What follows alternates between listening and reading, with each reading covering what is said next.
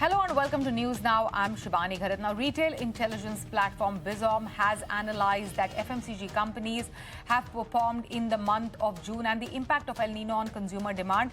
The report states no impact of El Nino has been seen on FMCG demand so far. Akanksha gets us more details on this.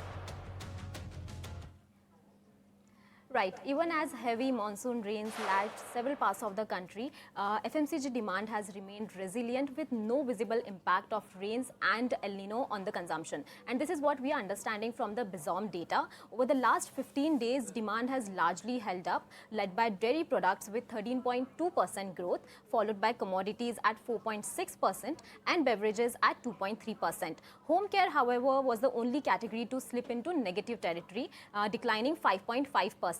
The data also suggests that growth continues to be largely value-led. Looking at the broader picture, June FMCG sales are projected to have grown 8.6% YOY basis, with non-urban markets continuing to outperform urban India, posting 11.7% growth compared with 3.5% in urban markets. Now, if we look from category-wise, packaged food led June growth at 16.2%, followed closely by beverages at 16.1%, dairy products at 15.8% and commodities at 15.6%. However, personal care remained under pressure, contracting 5.1%. Now, as the earnings season has already begun for the first quarter of FY27, the FMCG sector is projected to grow 6.8%, slightly lower than 7.3% in the year-ago period. Rural and non-urban markets continue to be the key growth driver, expanding 9% versus 2.3% of growth in urban markets. Packaged foods, commodities and dairy products remain the strongest performing categories, while home care continued to see a decline. So overall, the data indicates that consumer demand has stayed intact despite of the monsoon, while essentials driving consumption and rural India continue to focus FMCG growth. Akanksha, for that, to discuss this, we are now joined in by Lalit Bhise. He's the CEO and co-founder of Bizom. Thank you so much for joining us today on ET Now. Now, you know, the FMCG growth, according to your report, is stating that it's staying intact. But we know, Mr. Bhise, that for the past couple of years, the FMCG growth and the focus has been driven towards premiumization and value addition. So, since FMCG growth is currently largely value-led than volume-led, help us understand what is the kind of impact it will have probably in the later half of the year. All the El Nino effect, delayed monsoons, etc.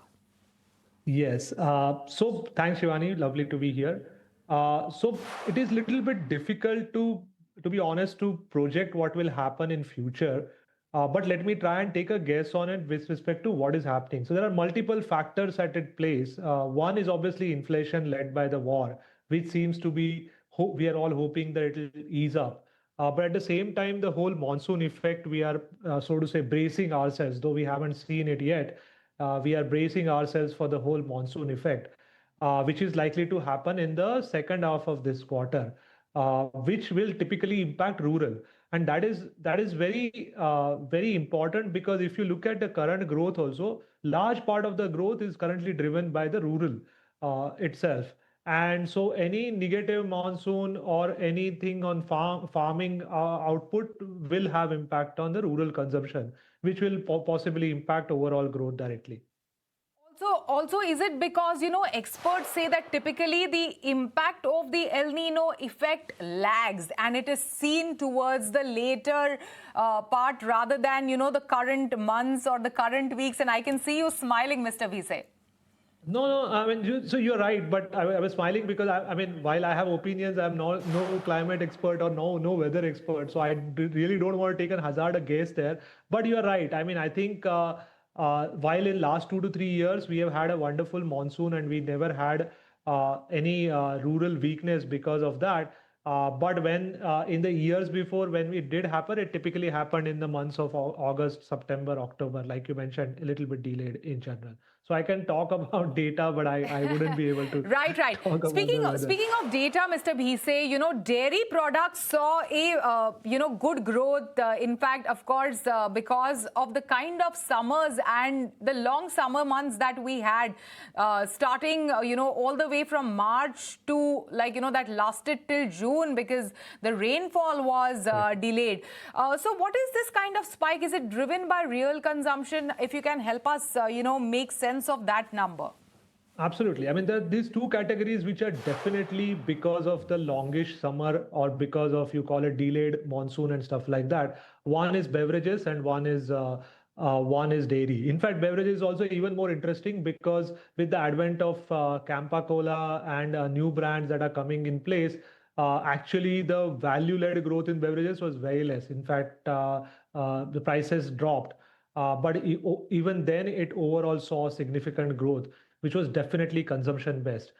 Similar conversation you can have about dairy as well, whereas a lot of the growth is derived by the value added dairy products, not by the milk itself, but value added dairy products like your buttermilk, cheese, and so on and so forth, which are essentially dairy based beverages, also form a part of it. And again, it is directly correlated to the longish summer or a harsh summer, which eventually is volume led more than the price led growth in general.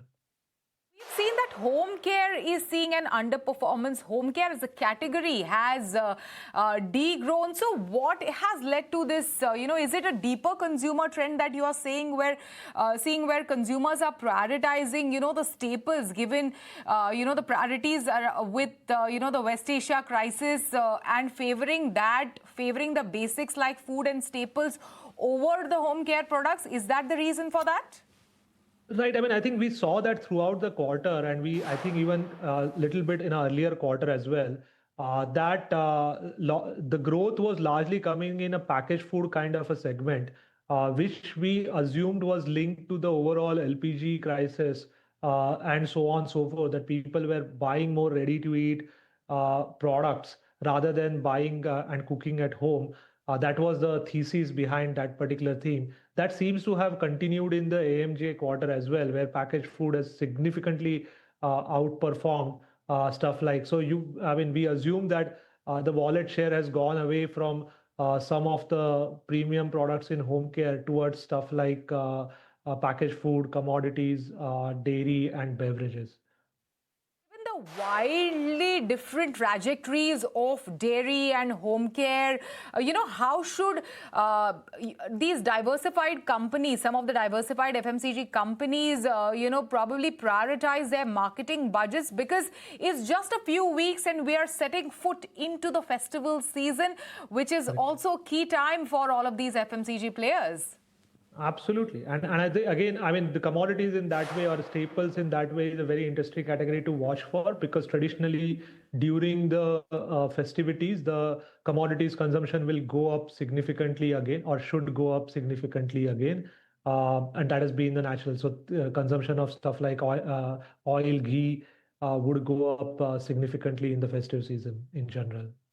Right. And how do you see, moving forward, how do you see the FMCG companies taking a cue from some of this and also factoring in the impact of the delayed monsoon, the El Nino effect and the prolonged summer season, and, maybe form their rural strategy? Are we going back to the smaller value packs, the smaller SKUs in some of these markets to drive consumption?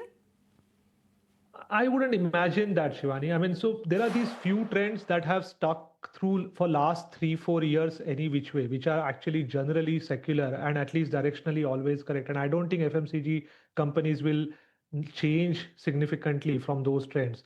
One, obviously, is that rural is driving the main amount of growth. The second part is that premiumization of products, even in rural India, has been seen everywhere.